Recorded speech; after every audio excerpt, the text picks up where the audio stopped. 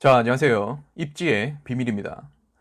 한동안 영상 업로드를 못하고 오랜만에 인사를 드리게 되었습니다. 일전에 커뮤니티 공지에 남겨드린 대로 준비에 전념을 했고 무사히 일정을 마쳤습니다. 이 기간 동안 잠시 머릿속을 비우고 리프레시를 했으니 이제 다시 열심히 달려야겠죠. 잠시 자리를 비우는 동안 부동산 시장에도 그리고 대구에도 많은 이슈들이 있었던 것 같습니다.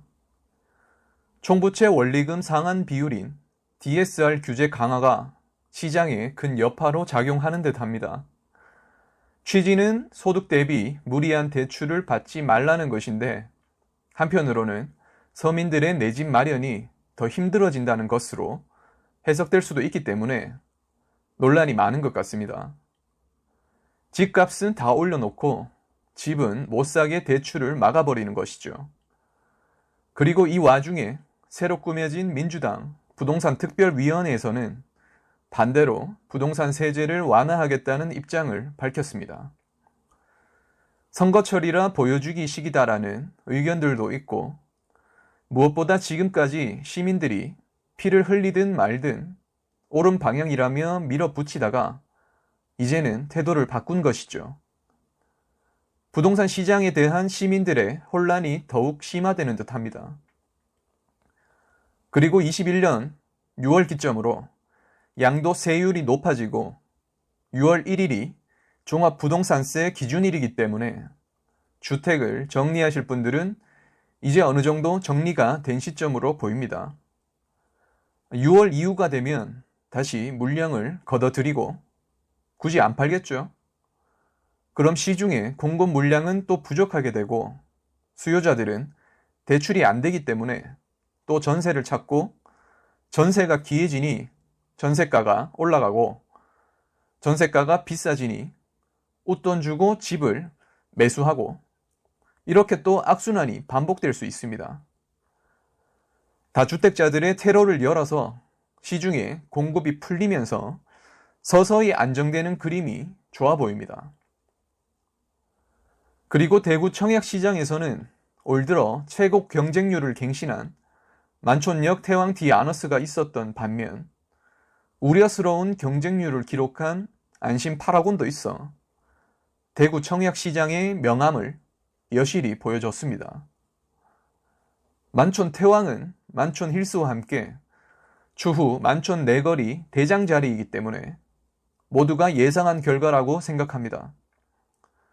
파라곤의 경우에는 상대적으로 외곽에 위치한 것 대비 분양가가 다소 센 것이 원인이었다고 보고 있습니다. 인구 감소에 따라 도시 계획은 도심으로 집중되고 있기 때문에 외곽 지역 청약 시에는 주의하시기 바랍니다. 자, 이번 시간에는 5월 주목할 청약을 확인해 보려고 했는데요. 다들 아시다시피 5월에는 분양이 거의 없는 상황이죠. 한국부동산원 청약홈을 확인해 봐도 5월에는 죽전역 에일린의 뜰밖에는 없는 상황이네요. 죽전 에일린의 뜰 같은 경우 4월 주목할 청약에서 입지 분석을 다뤘기 때문에 참고하실 분들은 4월 영상을 참고하시면 되겠습니다. 대구에서 핫한 죽전 내거리 인근에 위치하고 있고 서대구역 호재도 어느 정도 영향을 미칠 수 있기 때문에 인기가 있을 것으로 보입니다.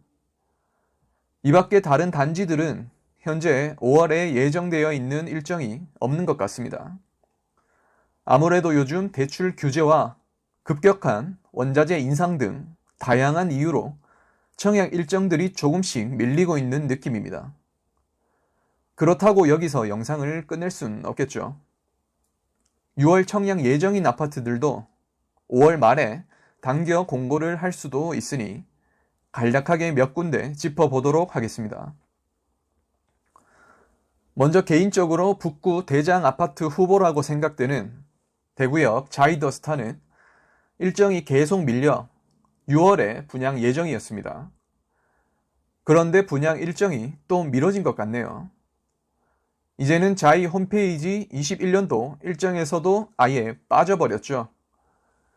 대구역은 지금은 낙후되어 있지만 2023년, 24년 광역철도가 개통하고 신세계 빌리브를 비롯한 주변 신축들이 들어서면 천지개벽할 곳이죠. 대구 도시계획상 도심의 관문 역할을 하는 곳이기 때문에 기대가 큰 곳입니다. 다음은 6월에 분양 예정인 힐스테이트 대구역 퍼스트입니다. 대구역 자이만큼 대구역에 완전 근접하진 않지만 그래도 가까운 편입니다. 위치상 태평로에 있기 때문에 태평이라는 이름을 넣었어도 괜찮았을 것 같습니다. 태평로 중에서도 한가운데에 위치하고 있고 코너 자리이기 때문에 가시성도 괜찮죠. 다만 세대수가 작고 분양가가 세게 나온다면 경쟁률은 크게 높지는 않을 것 같습니다. 그리고 힐스테이트 동인도 6월로 일정이 밀렸네요. 위치는 힐스테이트 동인 센트럴 바로 북쪽입니다. 동인 센트럴보다 세대수도 많고 코너 잘 보이는 곳에 위치해 있습니다. 대구역 칠성시장역 가깝고 시내도 도보권으로 이용할 수 있습니다. 그리고 수성구 수성동 1가에는 더샵 오클레어가 들어오네요. 세대수가 작고 층수가 19층으로 낮습니다. 그래도 일부 동은 신천 조망도 나오고 그래도 더샵이라 실거주 분들에게 인기가 있을 것으로 보입니다. 그나저나 더샵은 4글자의 고급진 네이밍 전략을 계속 펼치고 있네요. 디어엘로, 라크에르, 프리미엘, 오클레어까지 말이죠. 나름 고급화 전략이 성공하고 있는 것 같습니다. 자, 이렇게 조만간 분양 예정인 단지들을 간략하게 살펴보았습니다. 분양 일정이 구체적으로 확정되면 다음 주목할 청약편에서 자세한 입지 분석 진행하도록 하겠습니다. 최근에도 여전히 대구 분양 물량에 대한 우려들을 많이 하고 계신 것 같습니다. 대구는 2022년, 23년에 입주 물량이 상대적으로 많기 때문에 그 물량들을 다 소화할 수 있을까에 대한 걱정입니다. 하지만 물량이 많다고 해서 우리 모두가 전세를 살 수도 없고 아무리 젊은이 없고 재정상태 엉망이라고 해도 한국에서 대구는 대도시입니다. 공급 물량이 많아도 거래는 일어나고 사람들은 더 나은 환경으로 계속 옮기고자 할 것입니다. 집값이 안 떨어진다는 이야기가 아니라 너무 가격에 포인트를 두지 말자는 이야기입니다. 물량이 많아졌을 때 걱정할 곳은 입지가 안 좋거나 외곽 지역입니다.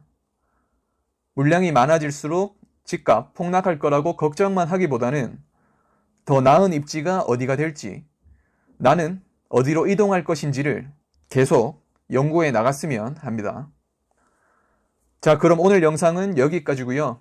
저는 다음 주에 더 좋은 영상으로 찾아뵙겠습니다. 감사합니다.